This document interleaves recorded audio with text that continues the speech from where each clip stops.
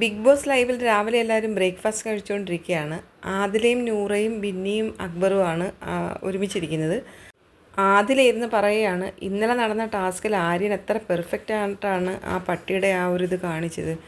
അവനെ അത് കറക്റ്റായിട്ട് ചെയ്തു, അവന് അതാ കറക്റ്റായിട്ട് ചേരുന്നുണ്ട് എന്നൊക്കെ ആദില പറയുന്നത്.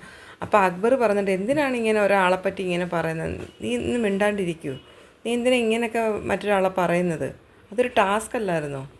ആദില പറഞ്ഞതിനൊക്കെ ചിരിച്ചുകൊണ്ടിരിക്കുകയാണ് നൂറയും. അക്ബറിനാണ് ഇതൊന്നും ഇഷ്ടപ്പെടുന്നില്ല. ബിന്നി ഒന്നും മിണ്ടാതെ സൈഡിലിരിക്കുകയാണ്. ആദില പറയാണ്, ആര്യൻ ഓടുന്നതൊക്കെ പട്ടിയുടെ കൂട്ട് തന്നെ ഉണ്ടായിരുന്നു. ഇന്നലെ എത്ര പെർഫെക്റ്റായിട്ടാണ് അവൻ ഓടിയതുമൊക്കെ, അവനത് നല്ലതായിട്ട് സ്യൂട്ട് ചെയ്യുന്നുണ്ട്.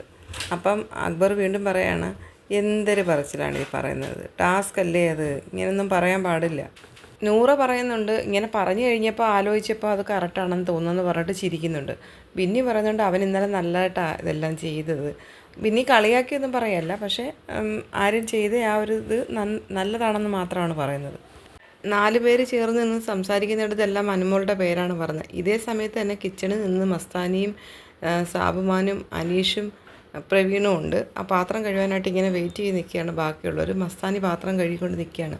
മസ്താനി പറയുകയാണ്, അനുമോൾ മാത്രമല്ല അനീഷിനെയും ആരെങ്കിലും സപ്പോർട്ട് ചെയ്താലല്ല ക്യാപ്റ്റൻ ആകാൻ പറ്റൂ, നോമിനേഷനിലും ഇല്ല ക്യാപ്റ്റനും ആകാൻ പറ്റത്തില്ല എന്ന് മസ്താനി ഇവരോട് പറയുകയാണ്. തുടർന്നുള്ള ബിഗ് ബോസ് ലൈവ് അപ്ഡേറ്റ്സിനായി ഈ ചാനൽ സബ്സ്ക്രൈബ് ചെയ്യാൻ മറക്കരുത്.